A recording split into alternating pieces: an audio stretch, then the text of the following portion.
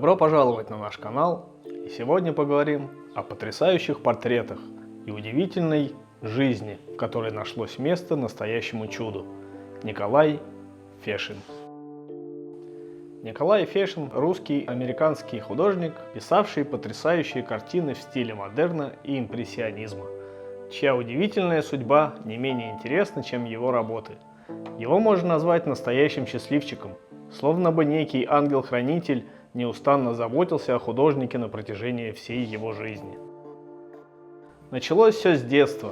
Отец Николая Фешина покрывал золотом иконостасы и был резчиком по металлу и дереву, имел свою мастерскую в Казани, где маленький Коля часто бывал и наблюдал за работой отца. Но в 4 года Коля серьезно заболел менингитом.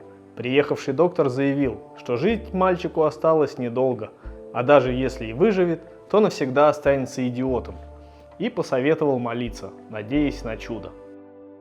Отец был на хорошем счету среди казанских церковнослужителей самого высокого ранга, потому ему позволили принести в дом икону Тихвинской Богоматери. Несколько раз обошел с ней вокруг кровати с больным ребенком, который уже практически не давал признаков жизни, и когда наклонил икону, Коля вдруг пошевелился.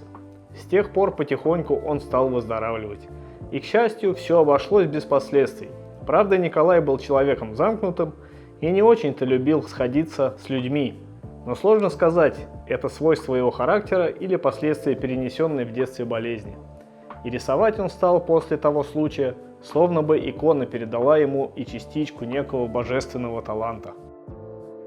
Николай поступил в Казанскую художественную школу, но в семье начались серьезные проблемы. Отец пил, потерял работу, развелся с женой, и в 13 лет Николай остался на положении сироты при живых родителях.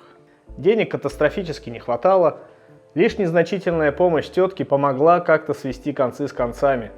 Но главное, он может учиться, а все остальное лишь мелочи жизни и возможность закалить характер. После Казанского училища Фешин стал учиться в Академии художеств. Он уже мог подрабатывать, рисуя иллюстрации. Его взял в ученики сам Репин. А это считалось большой удачей. Но больше всего Николай научился уже после ухода Репина с поста преподавателя Академии. Учителя сменяли друг друга, у каждого был свой подход к живописи, своя манера написания картин.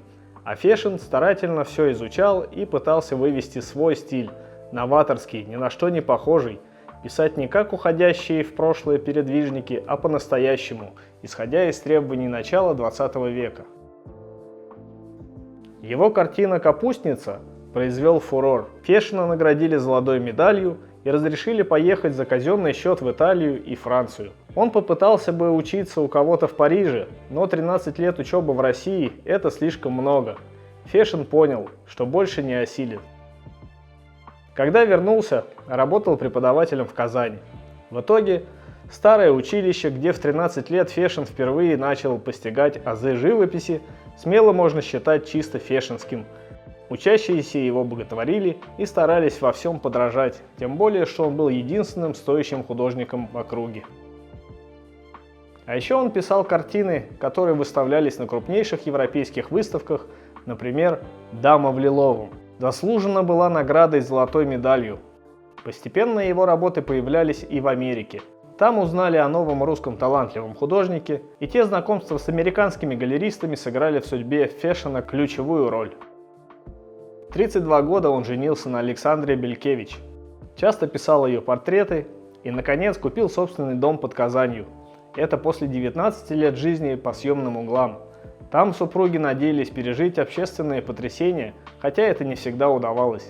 Приходилось писать правильные картины на заказ. А еще Фешин категорически не хотел принимать революцию. Его многое не устраивало. Потому в 1921 году, когда в Казань приехала делегация из Америки по вопросам гуманитарной помощи, обратился к ним с просьбой поспособствовать в эмиграции. И тут ангел-хранитель вновь помог Фешину. Вместо полуголодного существования в Казани он уже в 1923 году смог приехать в Нью-Йорк.